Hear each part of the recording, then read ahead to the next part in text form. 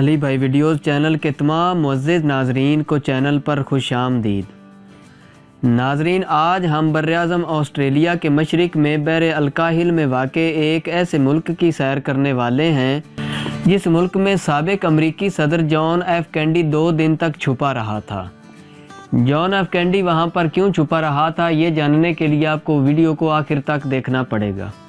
Solomon جزائر یا جزائر سلیمان براعظم آسٹریلیا کے مشرق میں بحر الکاہل میں واقع ہیں۔ سولومن جزائر 6 بڑے اور 900 سے زیادہ چھوٹے جزیروں پر مشتمل ایک خوبصورت سا ملک ہے۔ اس کے مشرق میں پاپوا نیو گنی ہے۔ سولومن جزائر کا کل رقبہ 28,400 اسکوائر کلومیٹر ہے اور آبادی 7 لاکھ نفوس پر مشتمل ہے۔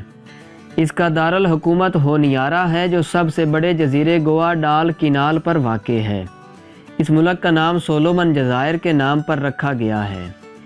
یہ جزائر 30,000 سے 28,800 قبل مسیح کے لگ بھگ آباد ہوئے۔ ان جزائر کو 1568 عیسوی میں ہسپانیہ کے مہم جوؤں نے دریافت کیا تھا۔ جزائر سولومن پر آئینی بادشاہت ہے مگر نظام حکومت جمہوری پارلیمانی ہے۔ یہ ملک اقوام متحدہ، انٹرپول اور کامن ویلتھ آف نیشنز کا بھی رکن ہے۔ سولومن جزائر 2 الگ الگ ماحولیاتی خطوں کا حصہ ہیں۔ زیادہ تر جزیرے رین فارسٹ کے ایکو ریجن کا حصہ ہیں۔ اس ملک میں بہت سارے فعال آتش فشاں پہاڑ ہیں۔ اس ملک میں 230 قسم کے پھول اور چمگادڑ وغیرہ پائے جاتے ہیں۔ اس ملک کی سالانہ GDP صرف $600 ہے اور اس کی 75% آبادی زراعت اور ماہی گیری سے وابستہ ہے۔ اس ملک کا 3.9% رقبہ قابل کاشت ہے اور 78.1% جنگلات سے ڈھکا ہوا ہے۔ اس ملک کے خوبصورت سفید ریتلے ساحل، رین فارسٹ اور چشم کشا مقامات کے باوجود اس ملک میں سیاحت بہت تھوڑی ہے، جس کی وجہ یہ ہے کہ اس ملک تک پہنچنا بہت مشکل ہے۔ اس ملک کی سرکاری زبان انگریزی ہے جو ملکی آبادی کا 2.1% آبادی بولتی ہے۔ اس کے علاوہ ان جزائر پر 120 مقامی زبانیں بھی بولی جاتی ہیں۔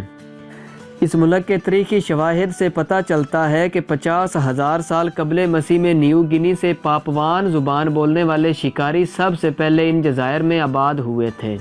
انگریزوں نے 19ویں صدی میں ان جزائر کو اپنی نو آبادیاتی کالونی بنایا۔ 1978 عیسوی میں اس ملک نے برطانیہ سے آزادی حاصل کی۔ اگست 1943 عیسوی میں سابق امریکی صدر جان ایف کینیڈی ایک کشتی کی کمان کر رہے تھے اور وہ سولومن جزائر کی طرف آ نکلے۔ یہاں پر ایک جاپانی فوجی نے تارپیڈو کے ذریعے ان کی کشتی پر حملہ کر دیا، جس سے کشتی میں سوراخ ہو گیا اور بہت سے آدمی ہلاک ہو گئے۔ اس وقت صدر جان ایف کینیڈی لیفٹیننٹ تھے۔ انہوں نے قتل ہو جانے والے تمام فوجیوں کو سمندر میں پھینکوا دیا اور بچ جانے والوں کے ساتھ 3.5 میل تیر کر ایک ویران جزیرے میں پناہ لی۔ صدر جان ایف کینیڈی اور ان کے ساتھی 2 دن تک اس ویران اور غیر آباد جزیرے پر چھپے رہے۔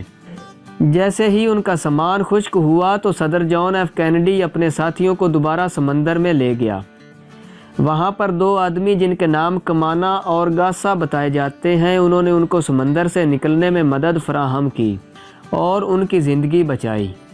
اس کے بعد امریکی حکام نے اس جزیرے کا نام صدر جان کینیڈی کے اعزاز میں کینیڈی آئی لینڈ رکھ دیا۔